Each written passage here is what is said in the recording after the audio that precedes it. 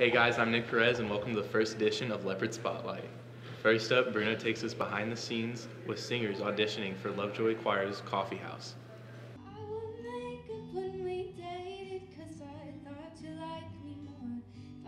I chose to do Coffee House because it's like a great way to put yourself out there and get out of your comfort zone. I auditioned with Enough for You by Olivia Rodrigo, and I would say it's more of a slow, emotional song. I think because it's slow, it's a good way for me to convey my emotion, and I haven't really done a slow song before, so I think it's a great way to better my voice and better my artistic abilities. Because it's my senior year and I haven't auditioned for anything else before, and I really felt like it's my senior year, you have to go out with a bang. I auditioned with a country song. I auditioned with Cowboy Take Me Away by The Chicks. I chose this song because my cousin had just given me a CD of The Chicks, and I was playing it throughout my car, and just that song really stuck out with me. And so by the time I had to choose a song I was going to audition with, I was like, you know what, I know that one pretty well. I have been in choir for 5 years, so since 8th grade, and I am currently in chorale, which is the varsity mixed choir. I love the music choices that we get. The first note when we all sing together always gives me chills. Just the friends that you make in it are I would say that they're lifelong friends, and also our teachers, Miss Cozy and Miss D'Souza, they're very understanding and helpful in situations, and they're I would say they're more friends than teachers.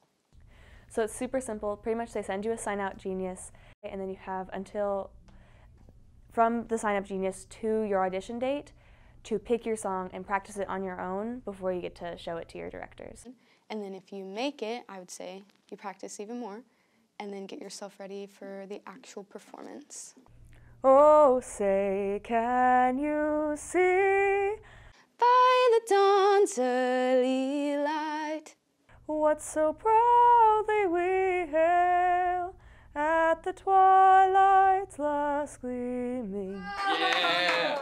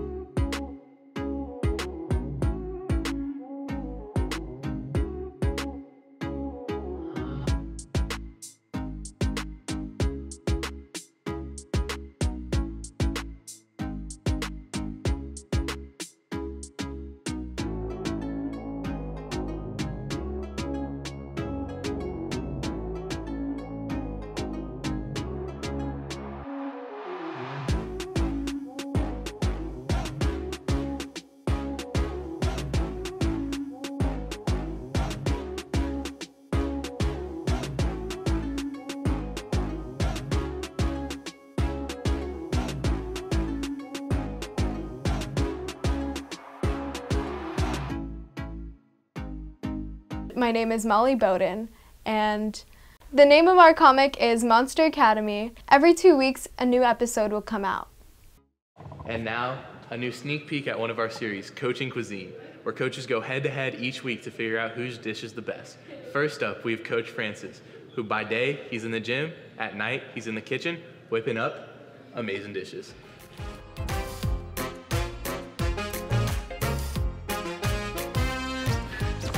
I am Coach Francis. I coach defensive line and I teach PE at Lovejoy High School and Sloan Creek Intermediate School.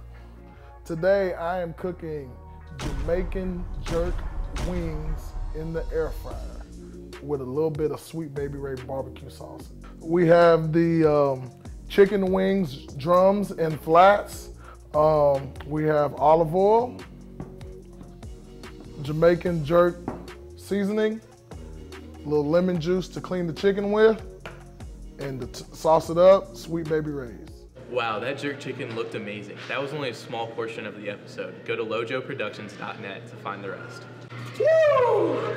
And now, Jungle Productions takes us all we need to know about our athletes with this week's recap, Noah Native. Welcome to the third segment of Leopard Recap. I'm Noah Native. The varsity volleyball team took their first district loss against McKinney North on Friday in a sweep of 3 sets. The team's next game is against Prosper Rock Hill on Friday at 6 p.m. The varsity hockey team had their first game of the regular season on Thursday against Plano East. They lost by a score of 8-6. The team's next game is tomorrow against Allen at the McKinney Rink. The varsity swim team had their meet this weekend. The girls placed 6th out of 15, and the boys placed 4th out of 16. Freshman Maria placed 1st in diving. The boys placed 4th in the 100 medley relay. Grant placed 1st in the 200 freestyle. Thank you for joining us on Leopard Recap. Make sure you look out for Jay Lawton's mic'd up video on Instagram at _jungleproductions_. Catch you guys next week.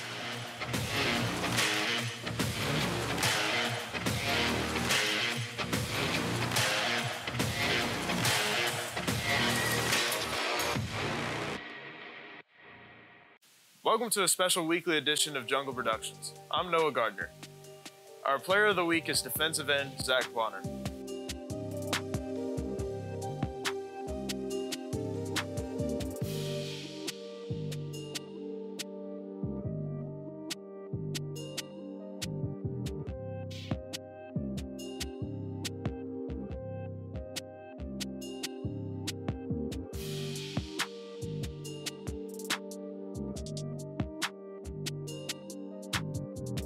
Zach had 3 sacks, 5 tackles, and 1 fumble recovery. Be on the lookout this year for number 51 wreaking havoc in the backfield. That's all we have for sports. Now we have Yamato and Brianna with Are You Smarter Than a Fifth Grader? Hey guys, I'm Brianna Hoffman. I'm Ella Ashley. I'm Yamato Ingram. And I'm Bruno Coretti. Here with Are You Smarter Than a Fifth Grader? Are you smarter than a 5th grader? Maybe. Probably not. Are you smarter than a 5th grader? Yes, No. absolutely. What's 4 times 4? 8. 4. How many continents are there? 50. What country do we buy Alaska from? U.S. What makes a square a square? All the sides are equal. How many states are there? 51. 50. What are hats for? Your head. What year was the Ford F-150 made? I definitely don't know that. Who was the first U.S. president? I don't know. How many continents are there? Correct. 7. When was the Earth created? I don't know. What's 4 times 4? 16? What's the 3rd planet from the sun? The moon.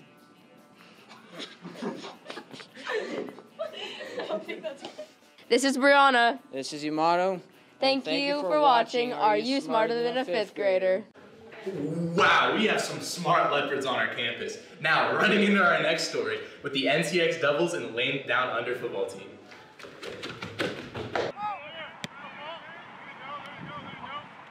Australian rules football is a sport invented to play on cricket grounds during the winter. Australian rules football is the biggest game in Australia. It's been around for around 150 years, and the best way to describe it here would probably be like a combination of basketball mixed with soccer, played on a gigantic field with an American football shaped ball. It's very different. It's a 360-degree game. So you've got a midfield, you've got forwards, you've got backs like you would in soccer or sort of like in basketball, in that people are all over the field. There's no onside or offside.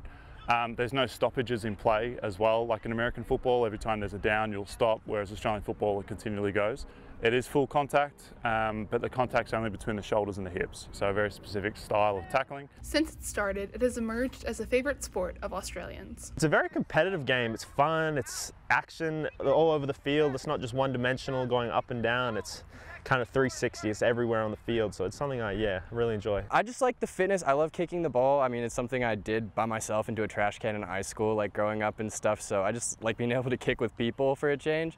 And then just the camaraderie. It's a lot of really good people, and you know, their girlfriends, wives, families are really good too, so it's just a great tight-knit group. For young people trying to get into the sport, Auskick allows them to play from a young age. Being Australian, I'm from Melbourne, and as I said, it's a bigger sport back home, so we get involved from the age of 3 or 4 when you play what's called Auskick, which is the little league football.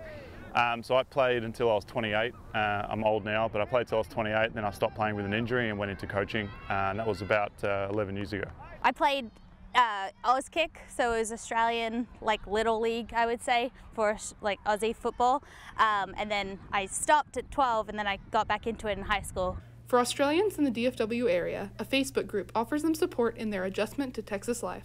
James, the coach, was posting about a new footy club in the area, and I played through high school, so I thought I'd come out and try. Playing the sport from their homeland with people from far and wide breeds a connection like no other. This team started in October of last year.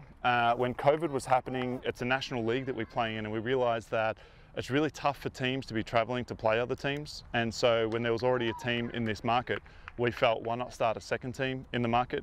And that way they could start to play each other. And so our hope is to sort of grow more of a DFW sort of league, so people don't have to be jumping on planes, and it gets pretty costly when people have to try and play in National League. For those who play it, Australian rules football is totally unique. It's fast-paced, it's high action, it's very skilled, but then if anyone from any other sporting background sees our sport, you'll start to recognise skills from other sports as well. So it's sort of just this melting pot of all different sports combined into one, and it's fantastic. This is Catherine Smith and Jake Picarillo for Lovejoy Productions.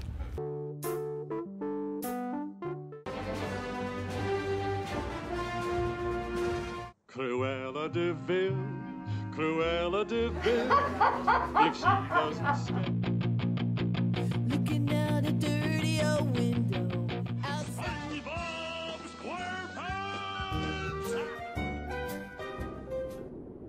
I'm having a bad day. It's about time that I get my way.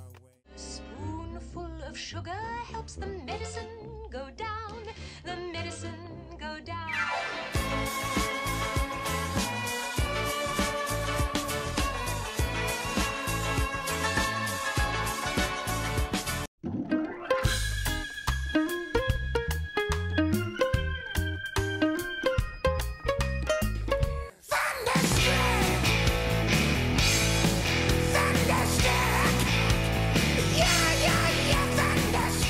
Wow, thank you for joining us this week on this week's amazing edition of Leopard Spotlight. I've been Nick Perez. Find more at www.lojoproductions.net.